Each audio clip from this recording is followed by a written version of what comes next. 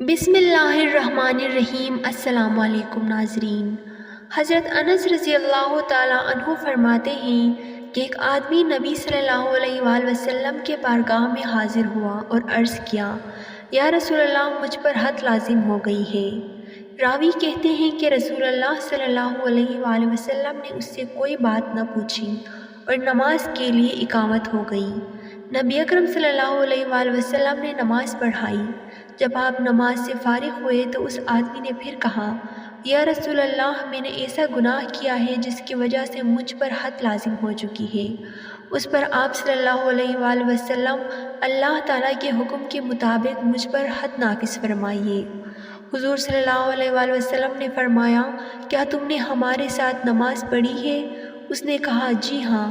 آپ صلی اللہ علیہ وآلہ وسلم نے فرمایا، تیرے گناہ بخش دیے گئے۔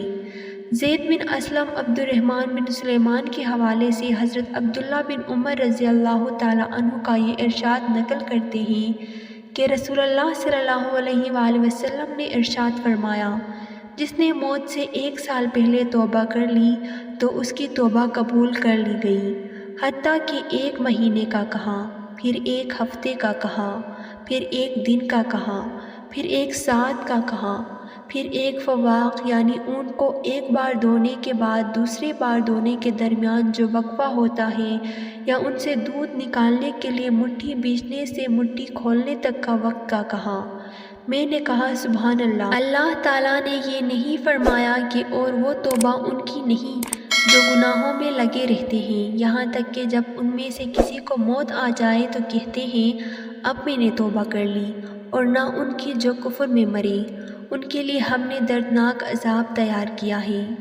ایک حدیث مبارکہ کا مفہوم ہے کہ ابن عباس رضی اللہ تعالیٰ عنہ نے بیان کیا ہے کہ رسول اللہ صلی اللہ علیہ وآلہ وسلم نے ارشاد فرمایا، جس کا مفہوم کچھ یوں ہے کہ میرے سامنے تمام امت پیش کی گئی، 1 یا 2 نبی اپنے بس کچھ ہی امت کے ساتھ گزرتے رہے، اور بعض انبیاء ایسے بھی تھے کہ ان کے ساتھ کوئی نہیں تھا۔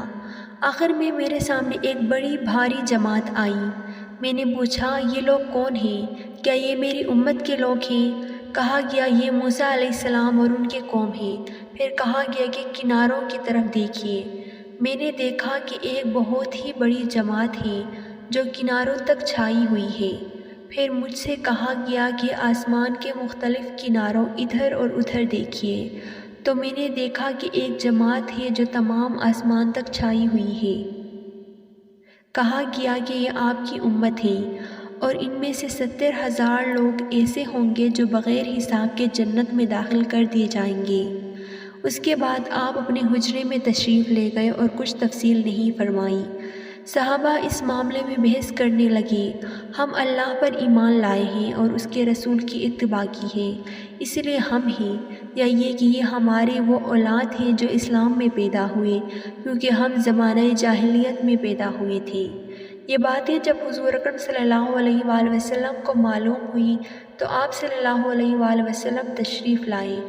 آپ نے 70,000 لوگوں میں سے کچھ لوگوں کے بارے میں فرمایا کہ یہ لوگ بغیر حساب کتاب کے جنت میں جائیں گے، جن میں سے 3 کا ذکر یہاں پر بیان کرتے ہیں۔ وہ لوگ جو بدشگونی اور اچھے شگن پر یقین نہیں رکھتے، وہ لوگ جو ہر مصیبت اور پریشانی کے لیے اللہ کے سامنے دعا کرتے ہیں، اور جائز تعویذ وغیرہ کا بھی استعمال نہیں کرتے۔ اس سے مراد وہ لوگ ہیں جو تعویذ کرنے پر یقین نہیں رکھتے، اور وہ لوگ جو اپنے جسموں کو داغ کا علاج نہیں کرتے، لیکن وہ اپنے رب پر بھروسہ کرتے ہیں۔